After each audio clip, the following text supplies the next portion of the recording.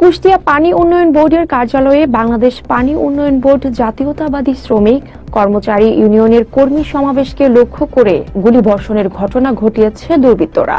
এতে আতঙ্ক ছড়িয়েছে পানি উন্নয়ন বোর্ড কার্যালয়ের কর্মকর্তা ও কর্মচারীদের মাঝে। ঘটনার পর পরিদর্শন করেছেন পুলিশের ঊর্ধ্বতন কর্মকর্তারা।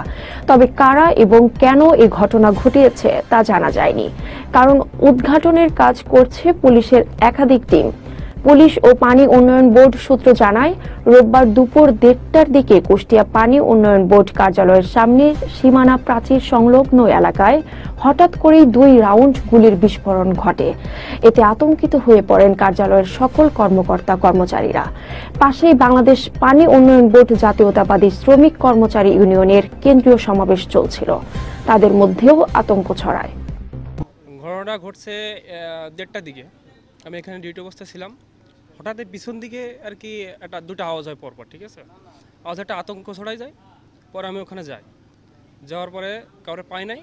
ওইখানে আর কি ওই দেওয়ালের ওই পাশ থেকে কিছু বাচ্চা আর কি ওই গুলির খোসাটা দিকে ফেলাই। পরে ওইটা আনলাম, পরে সবাই আর কি দেখাদেখি করে যে এখানে মনে হচ্ছে বলতে এখানে তো সমাবেশ হচ্ছে, ঠিক আছে, মিটিং হচ্ছে, মিটিংয়ের ভিতরে আর কি এটা গুলি করছে, মানে ওই আওয়াজটা আসছে, ঠিক আছে। তো ফায়ারটা হয়েছে। তো এখন আমরা তো দেখতে পারি না যে এইদিকে মুখ করে করছে কি, ওখানে কিভাবে কি হয়েছে, ঠিক আছে, দেখা যায় না।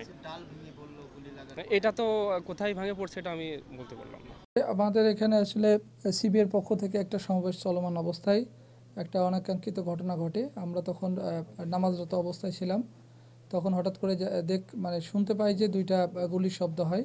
আমরা এটা প্রিলিমিনারি মনে করছিলাম হয়তো অন্য কিছু। পরবর্তীতে আমরা দেখি যে আসলে এটা একটা গুলির খোসা আমাদের এই ক্যাম্পাসে পড়ে থাকে। সেটা আমরা উদ্ধার করি এবং তৎপরিপ্রেক্ষিতে আমরা জেলা প্রশাসক এবং পুলিশ প্রশাসনকে অবহিত করা হয় এবং তাৎক্ষণিক ভিত্তিতে তারা পুলিশ এখানে মোতায়েন করেন এবং তারা ইনভেস্টিগেশন করে দেখছেন এই বিষয়টা আসলে কে বা কারা সংগঠিত করলো এবং উদ্দেশ্য কী এবং কেন তারা এই ধরনের অনাকাঙ্ক্ষিত ঘটনা ঘটলো, সেগুলো পুলিশ প্রশাসন আছেন, তারা এটা যাচাই বাছাই করবে, দেখবেন এবং দেখার পরে এ বিষয়ে প্রয়োজনীয় ব্যবস্থা গ্রহণ করবেন বলে তারা আশ্বস্ত প্রদান করছেন। কারণ এখানে যারা আসছেন ঢাকা থেকে আসছেন, তারা একটা মত বিনিময় করার জন্যই আসছেন।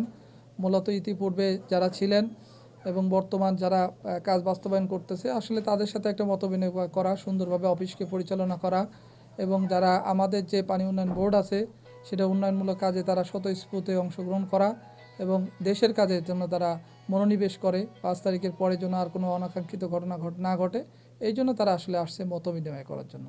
এটা আমাদের সাথে কোনো আসলে এই ধরনের ঘটনা ইতিপূর্বে ঘটেনি, হঠাৎ করে একটা অনাকাঙ্ক্ষিত ঘটনা।